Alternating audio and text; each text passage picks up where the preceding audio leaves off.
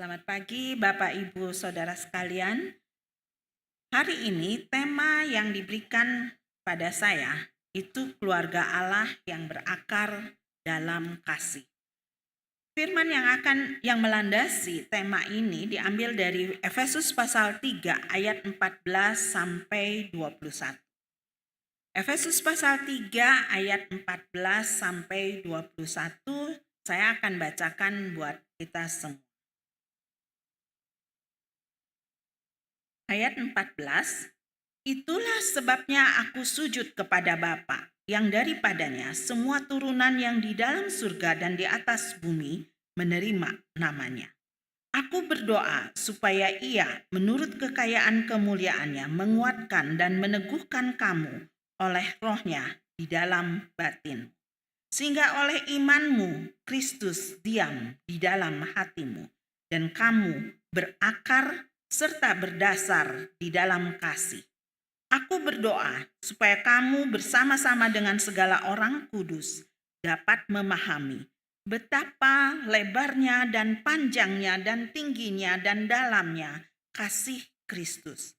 Dan dapat mengenal kasih itu sekalipun ia melampaui segala pengetahuan.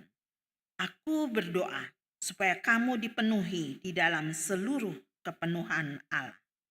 Bagi dialah yang dapat melakukan jauh lebih banyak daripada yang kita doakan atau pikirkan. Seperti yang ternyata dari kuasa yang bekerja di dalam kita.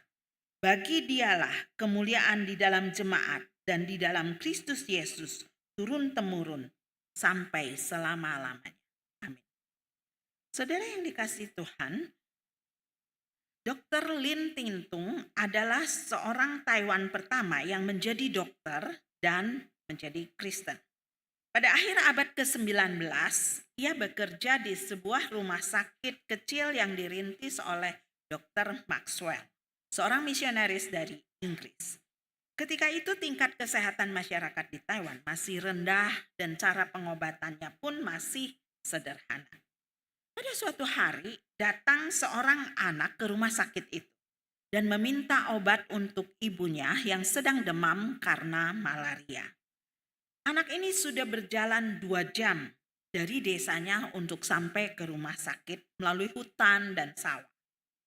Ketika itu sudah lama ia menunggu, kemudian nama ibunya dipanggil, anak ini langsung bangkit dari bangkunya dan meraih obat dan cepat-cepat pulang. Sore harinya, ketika kamar obat itu akan ditutup, perawat sedang beres-beres, terus dia tampak bingung. Lalu berbisik, Dokter Lin, botol obat untuk pasien malaria itu masih ada di sini. Tapi botol desinfektan hilang. Dokter Lin terkejut. Diperiksanya botol-botol yang tertinggal itu. Benar, obat yang tertinggal itu adalah obat malaria. Jadi anak kecil tadi itu membawa obat yang salah. Botol obat itu bentuknya sama dan warnanya pun sama. Lagi pula obat malaria dan desinfektan itu sama-sama cair. Celaka kita, ibu itu bisa mati. Desinfektan itu obat keras. Ya, obat itu pembunuh kuman untuk kamar operasi. Kalau sampai diminum, usus bisa terbakar dan orang itu bisa mati. Dokter Lin berkata sama perawat. Wajahnya sangat pucat, perawat itu pun sangat ketakutan. Lalu mereka itu segera melapor kejadian itu kepada Dokter Maxwell. Dan dokter itu pun sangat terkejut. Lalu dia lihat jam, sekarang sudah jam 5. Dan anak itu tadi meninggalkan tempat ini sekitar jam 3.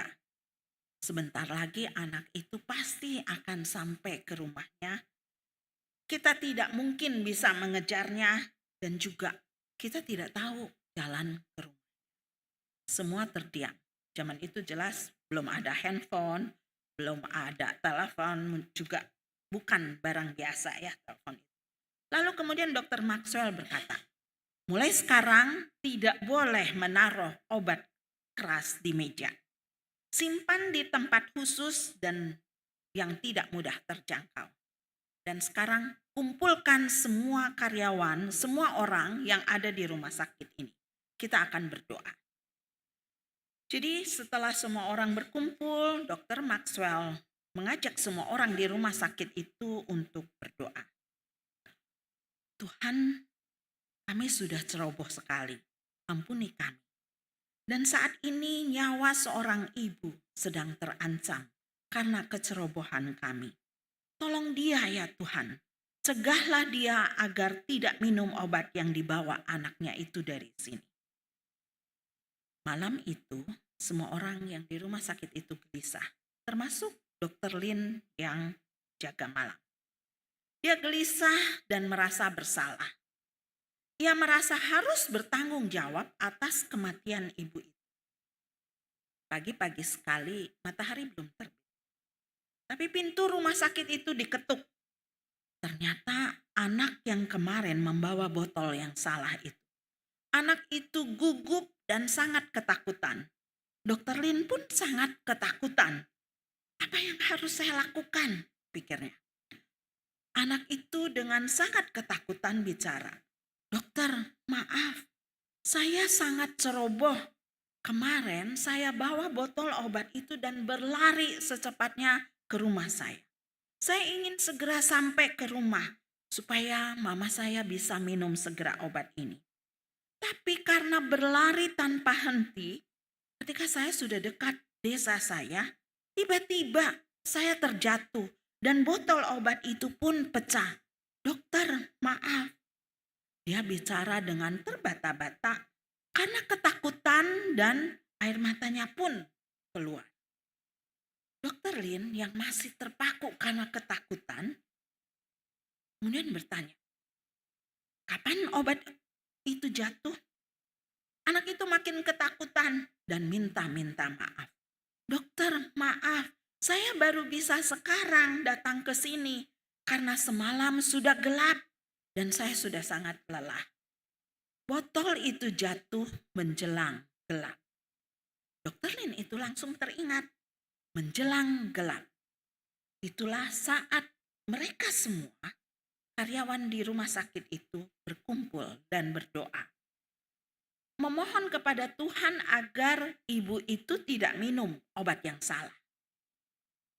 Anak kecil itu sangat ketakutan karena merasa bahwa ia bersalah. Ia ceroboh karena saking lelahnya. Ia berlari-lari sehingga botol obat itu pecah karena dia jatuh. Dan akibatnya ibunya malam itu tidak bisa minum obat. Ia ketakutan, ia merasa bersalah.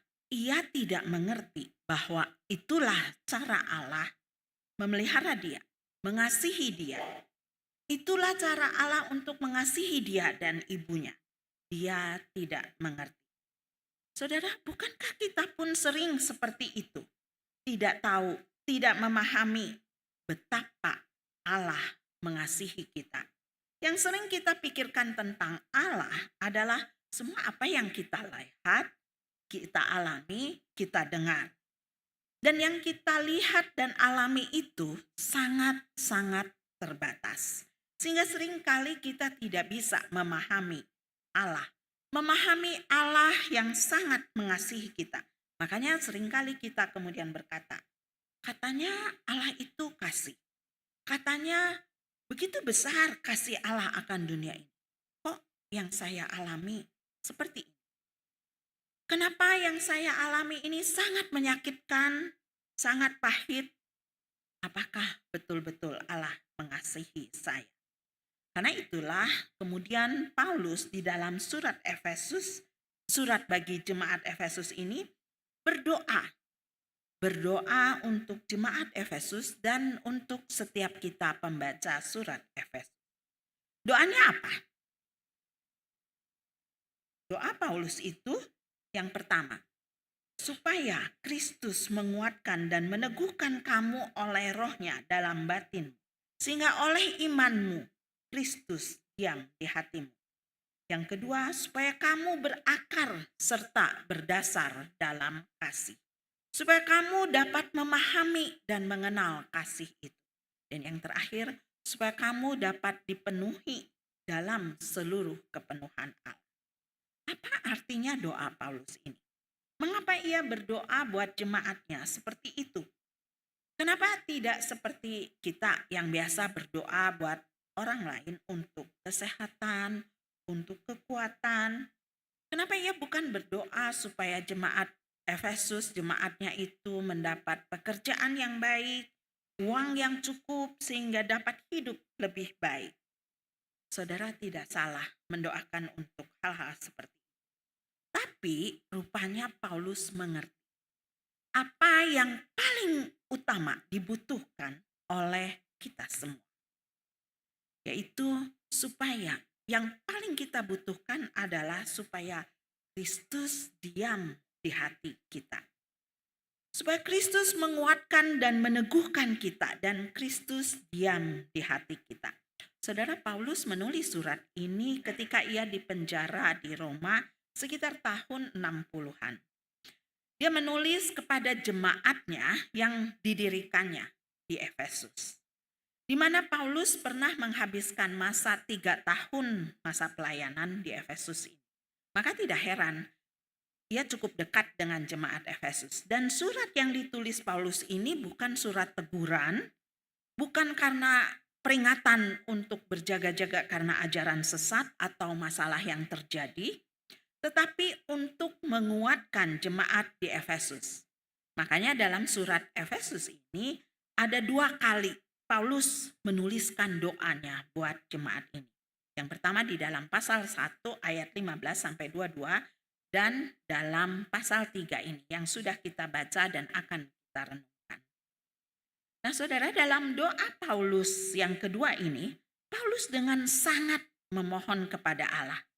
Ini ditunjukkan di dalam ayat 14. Itulah sebabnya aku sujud kepada Allah.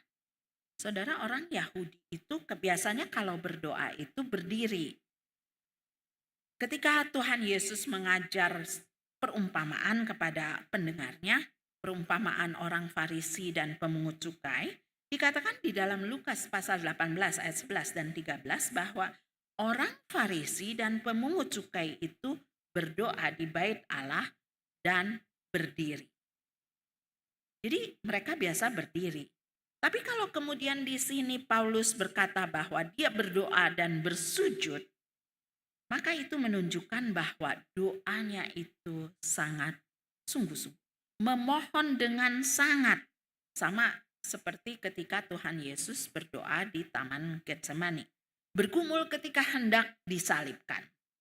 Jadi Paulus dengan sangat memohon kepada Allah supaya Kristus menguatkan dan meneguhkan, dan juga supaya Kristus diam di hati kita. Sebenarnya kalimat ini agak membingungkan. Bukankah kita semua yang sudah jadi orang Kristen, itu artinya ketika kita percaya dan menerima Kristus, Kristus ada di dalam hati kita. Kita mengundang Tuhan Yesus untuk diam di dalam hati kita. Lalu kenapa Paulus mendoakan hal ini lagi? Bukankah semua jemaat di Efesus yang dia tulis surat itu adalah orang Kristen? Artinya sudah ada Kristus di hatinya. Tapi saudara jujur saja, siapa yang menguasai hati kita saat ini? Walau Kristus dikatakan Kristus sudah kita undang dan diam di dalam hati kita, apakah Kristus sudah diam dan menjadi tuan rumah, menjadi penguasa di hati kita? Atau dia hanya tamu saja? Yang kita suruh duduk diam di pojok-pojok, dan yang berkuasa di hati kita adalah kita sendiri yang masih dikuasai oleh sifat-sifat kita, oleh keinginan kita, pikiran kita, yang kalau dalam gambar-gambar cerita sekolah minggu sering digambarkan dengan binatang-binatang. Katanya hatinya penuh binatang. Nah, apakah kita masih seperti itu walaupun Kristus sangat tidak betah di dalam hati kita karena kita taruh Tuhan itu diam di ujung sana. Kita hanya teringat kepada Tuhan ketika mau hari Minggu, ketika kita mau datang beribadah. Nah, doa Paulus ini, dia memohon supaya jemaatnya, setiap orang Kristen, supaya Kristus mendiami hati kita seluruhnya, menguasai seluruh hati kita, pikiran kita, kehendak kita, emosi kita. Bukan lagi diri kita sendiri, bukan pemikiran kita sendiri, bukan kehendak kita yang menguasai kita, tetapi Kristus. Saudara, hal ini sangat sulit sekali. Tidak bisa begitu kita undang Tuhan Yesus, kita terima Tuhan Yesus, kita jadi orang Kristen, otomatis hati kita dikuasai, diperintah oleh Tuhan Yesus. Perlu bertahap dan seringkali jatuh bangun. Makanya kemudian Paulus berdoa memohon dengan sungguh supaya kita dengan kekuatan Roh Kudus dapat dikuatkan, diteguhkan, sehingga Kristus menjadi raja di dalam hidup kita seluruhnya. Yang menjadi raja di dalam hidup kita bukan kita sendiri, bukan dunia ini. Permohonan yang kedua Paulus bagi kita adalah supaya kita berakar dan berdasar di dalam kasih. Paulus berdoa agar keluarga Allah itu berakar dan berdasar dalam kasih. Yang artinya kehidupan Kristen harus memiliki fondasi yang sangat dalam, kokoh dan stabil pada kasih Kristus. Layaknya pohon dengan akar yang mencengkeram tanah untuk mencari nutrisi dan untuk menguatkan pohon itu supaya dapat berdiri teguh. Atau seperti bangunan yang punya fondasi yang kuat sehingga bangunan itu kokoh. Ini bukan sekedar perasaan yang dangkal, bukan sekedar oh iya Tuhan mengasihi saya sehingga hati saya tersentuh. Bukan, tetapi kondisi hidup yang terus-menerus menyerap kekuatan dan vitalitas dari kasih Allah agar bisa teguh dalam pencobaan, agar bisa bertumbuh, berbuah, dan mengasihi sesama. Memiliki fondasi yang kokoh itu artinya kasih Kristus menjadi landasan utama, tempat seluruh hidup rohani kita dibangun, memberi stabilitas dan keteguhan saat badai hidup melanda kita. Kasih Kristus inilah yang memberi nutrisi dan kekuatan buat hidup kita. Ketika pencobaan begitu berat kita hadapi. Tapi kalau kita terus-menerus berpegang erat pada kasih Kristus, maka kehidupan kita akan tetap kokoh.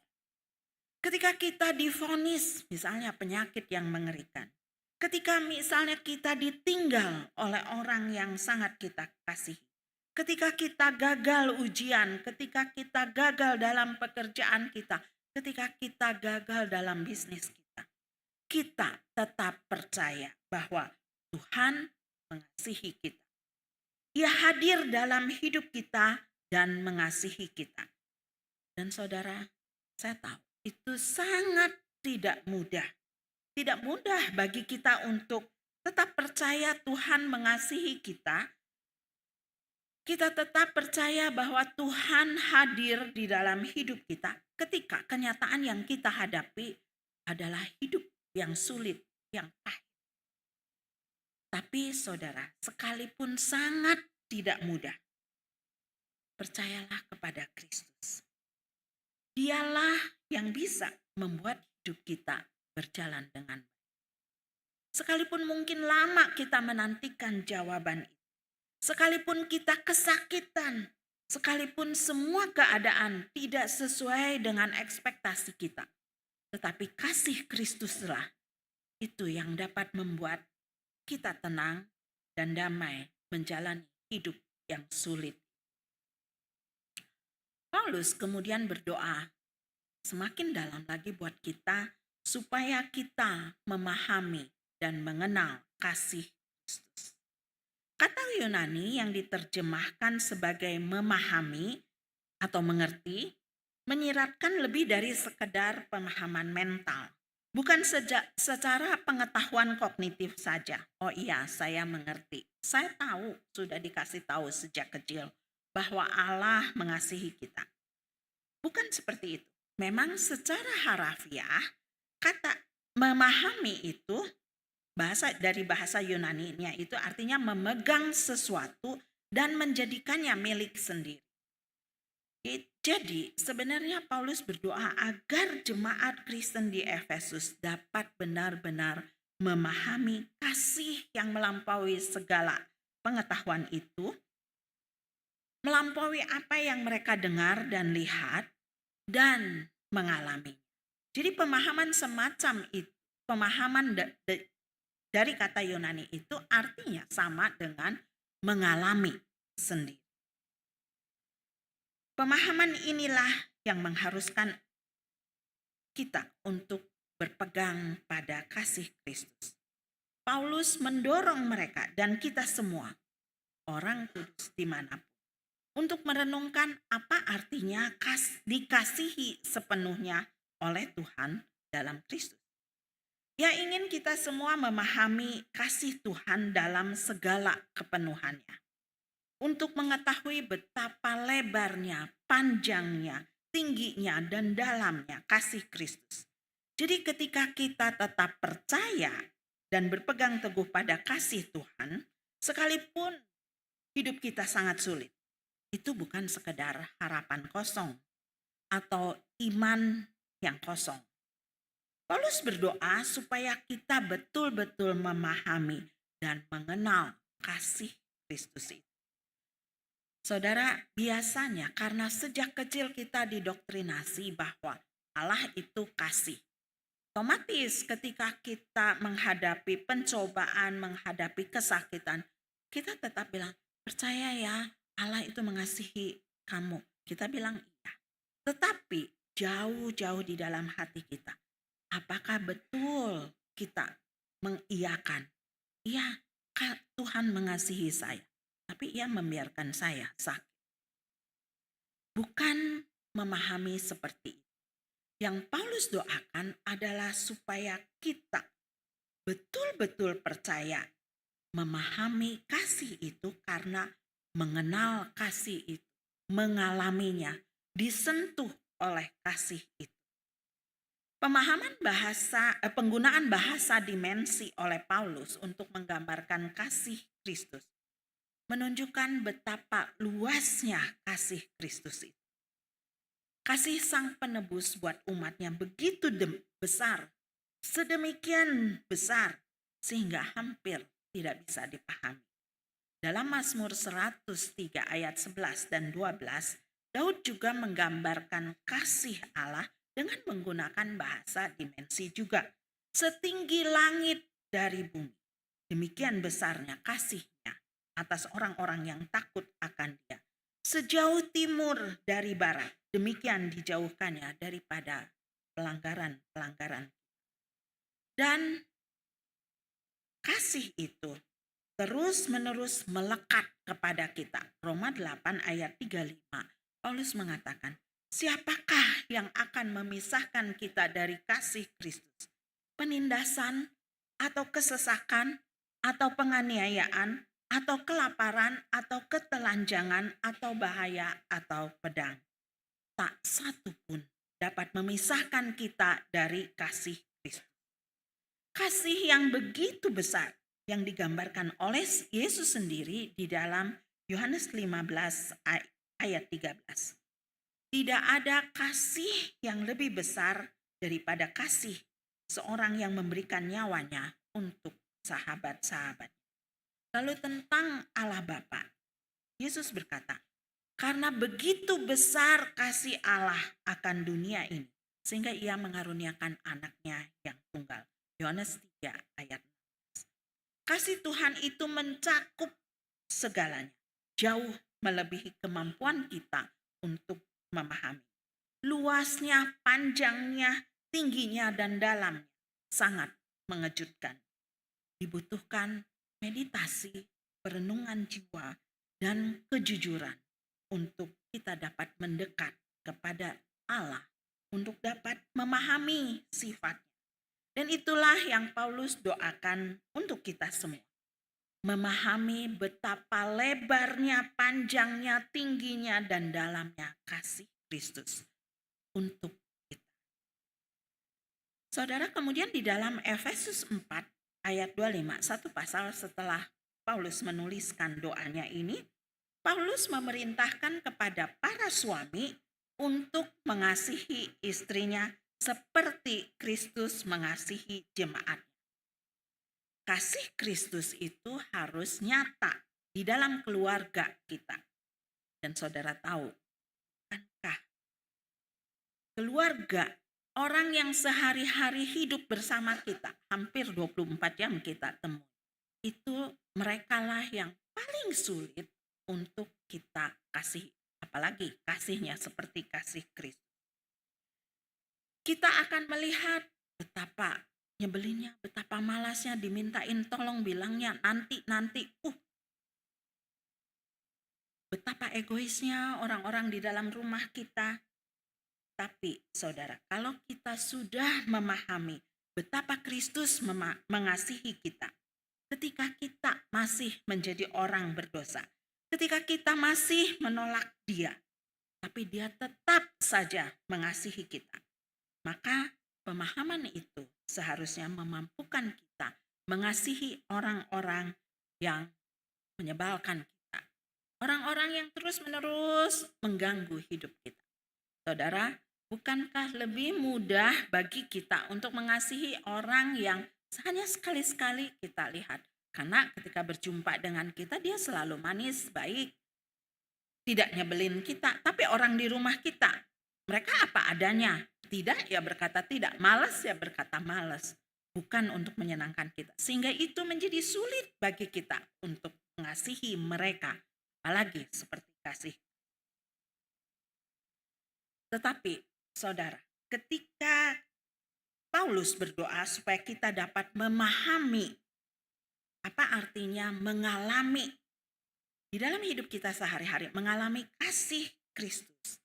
Itu artinya supaya kita menikmati relasi.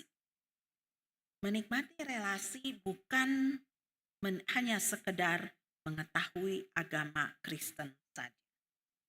Hanya Tuhan yang memiliki hubungan yang relasional yang dapat mengasihi kita sedemikian rupa sehingga kita hampir tidak dapat memahami betapa luasnya, dalamnya, tingginya, panjangnya, lebarnya kasihnya pada kita. Hanya Tuhan yang sungguh terus-menerus ingin berelasi dengan kita. Maka Dia terus-menerus mengasihi kita. Saudara, sepanjang tahun yang lalu, saya sebenarnya berjuang untuk mengampuni orang yang sudah menolak saya. Dan itu sangat-sangat sulit. Sepanjang tahun saya berdoa, bergumul, karena saya menghadapi seseorang yang ketika saya mau membantu orang itu karena sedang mengalami kesulitan. Keluarganya sangat susah sekali, lalu saya mencoba menolongnya. Kemudian orang itu berkata, "Stop Ibu, stop, tidak usah turut campur tangan lagi dalam hidup saya." Oh saudara, sakit hati sekali. Dan saya berkata dalam hati sejak itu, saya tidak akan pernah mau tahu lagi tentang orang ini. Dia mau ke jurang, ke gunung, kemana kek, saya sudah tidak akan peduli lagi. Tapi firman Tuhan terus-menerus menegur saya. Berkali-kali saya diingatkan untuk kasihi orang. Sekalipun orang itu membenci saya. Saya sekalipun ketika orang itu bertemu dengan saya mukanya jelek, mukanya cemberut. Sekalipun ketika saya menyapa dia menjawabnya dengan jutek banget. Saya terus-menerus ketika dijawab seperti itu, saya berargumen kepada Tuhan. Tuhan, lihat, saya sudah berusaha mengasihi dia, baik-baik dengan dia, tapi dia seperti itu. kepada saya. Saya balik muka dan bilang, saya tidak mau tahu lagi. Terus menerus itu pergumulan, jatuh bangun. Oke, saya sekarang akan mau mengasihi dia baik-baik dengan dia. Tapi ketika berhadapan dengan orang itu lagi, nyebelin sekali. Dia jawabnya kayak gitu. Saya tidak mau lagi berelasi dengan orang seperti ini. Pergumulan itu sangat sulit dan jatuh bangun. Seringkali saya ketika berdoa saya merasa, betapa sombongnya saya. Saya ditolak sekali, sakit hatinya terus-menerus seperti itu.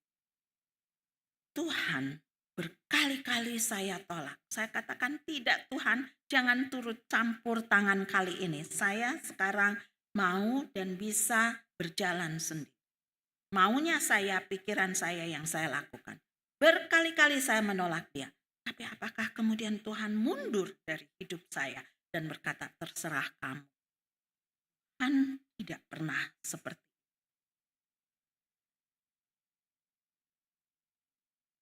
Semakin kita memahami betapa dalam dan tingginya kasih Allah, betapa panjang dan lebarnya kasih Allah, seharusnya mendorong kita untuk dapat mengasihi orang-orang sekeliling kita. Sekalipun orang itu adalah musuh kita, orang yang membenci kita, orang yang membuang muka terhadap kita. Sekalipun kita tidak mengenal orang itu.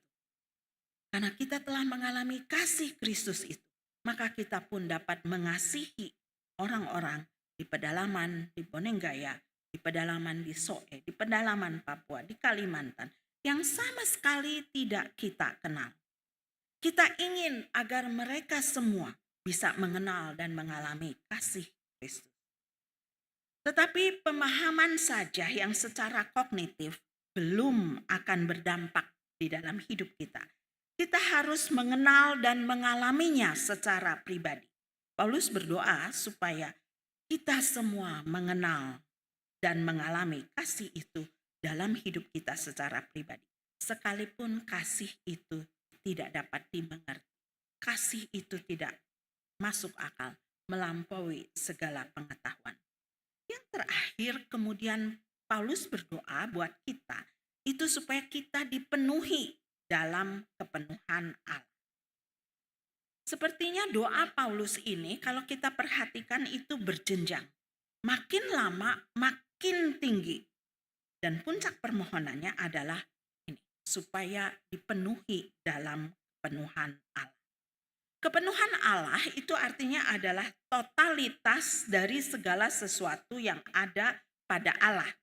Sifat-sifatnya, karakternya, kesempurnaannya, kekudusannya, kuasanya, dan kasihnya, dan sebagainya. Kepenuhan Allah itu adalah sifatnya yang lengkap, itulah dirinya. Paulus menyampaikan ide tentang kepenuhan Allah ini juga sebenarnya ada di dalam suratnya kepada jemaat di Kolose. Kolose 2 ayat 9 dan 10. Di dalam Kristus nyata seluruh kepenuhan Allah. Lalu Paulus juga kemudian berdoa supaya seluruh jemaat itu dipenuhi dalam seluruh kepenuhan Allah. Berarti kita semua jemaat Tuhan mengalami kehadiran karakter, yaitu kasih, hikmat, kuasa, dan kehidupan ilahi dari Allah secara penuh. Sehingga kita bisa menjadi serupa Kristus.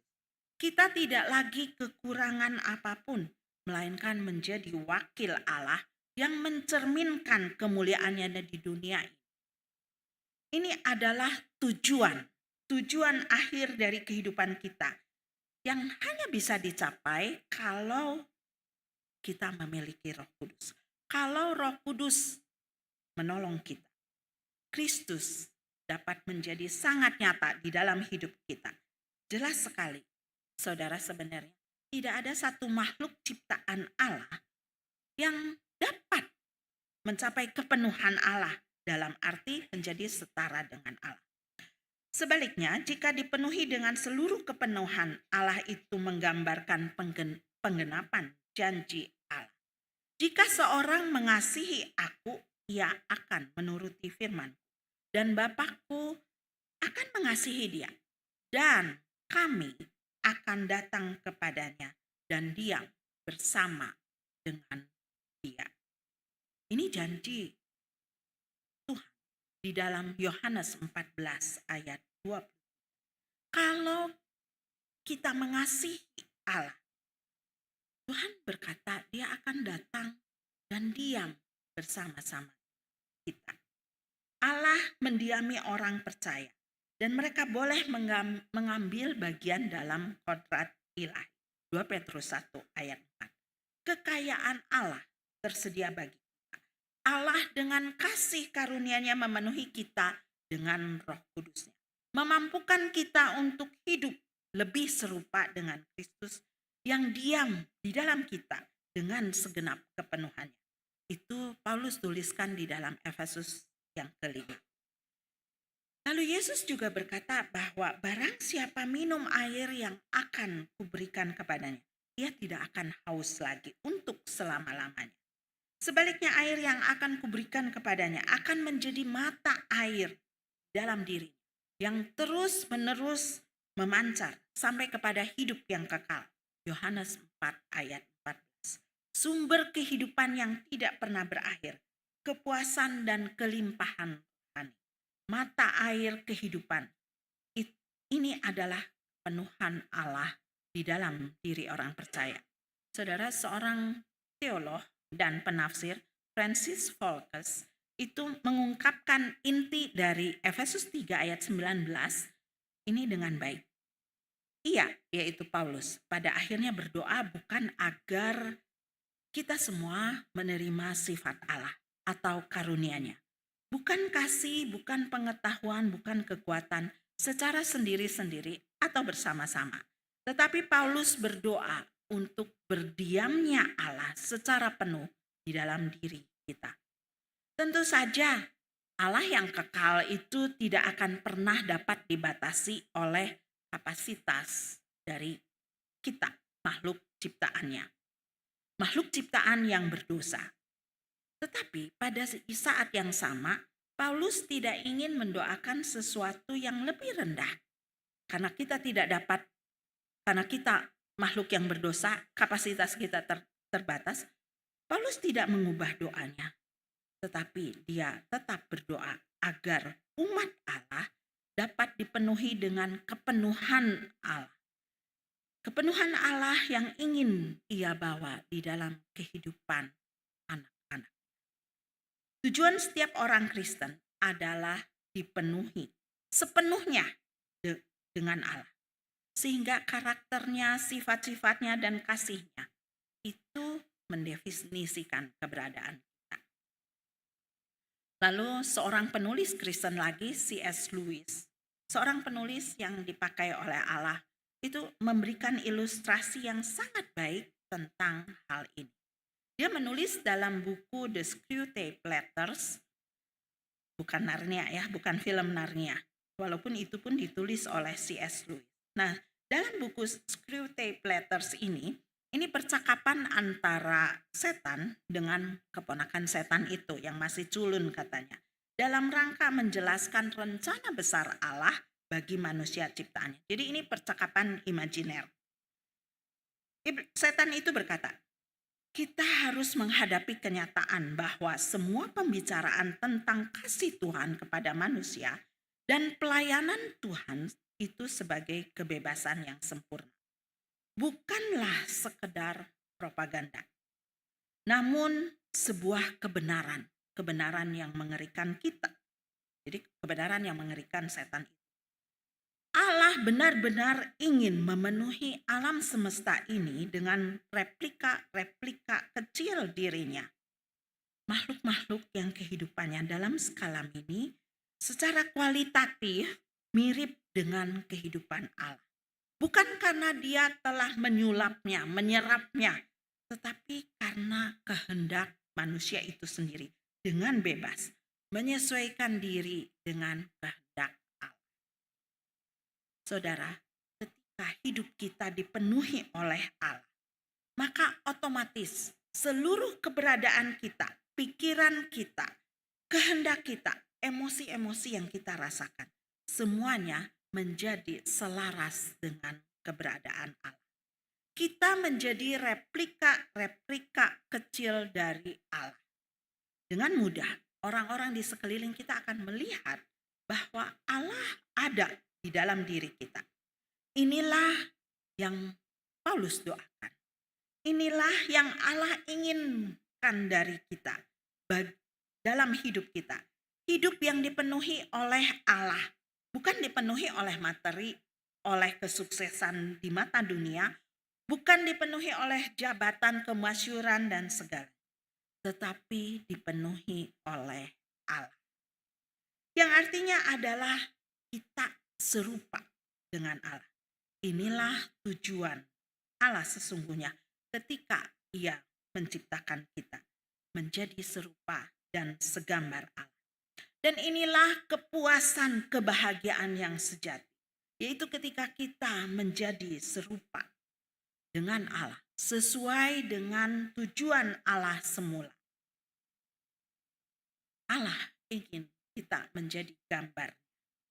Saudara, di dalam dunia yang dicemari oleh dosa, hal ini menjadi sangat-sangat tidak mudah ketika kita mengatakannya. Seperti yang biasa kita dengar, kan? Kalau bicara di mimbar itu sangat mudah, tetapi melakukannya di dalam hidup kita sehari-hari sangat-sangat sulit.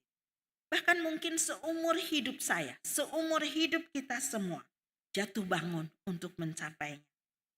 Tapi sekali lagi, bukan karena kita tidak sulit mencapainya kemudian Allah ya udah deh merendahkan, mengecilkan tujuannya, mengubah tujuannya semula menciptakan kita. Tidak. Hanya dengan pertolongan Allah, dengan kuasa Roh Kuduslah, maka kita bisa hidup sesuai dengan kehendak Allah. Hidup dipenuhi oleh Allah, sehingga kita bisa segambar dan serupa. Sehingga kemuliaannya menjadi nyata dalam hidup kita masing-masing. Amin. Mari kita berdoa.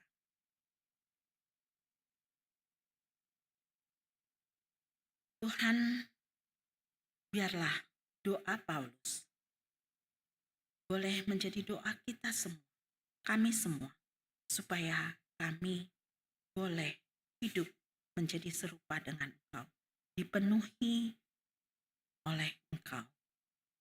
Di dalam keseharian kami, ketika kami bekerja, ketika kami di rumah, ketika kami melangkah, hidup kami dikuasai oleh Engkau. Mari Tuhan, tolong setiap kami. Hanya di dalam nama Tuhan Yesus kami berdoa. Amin.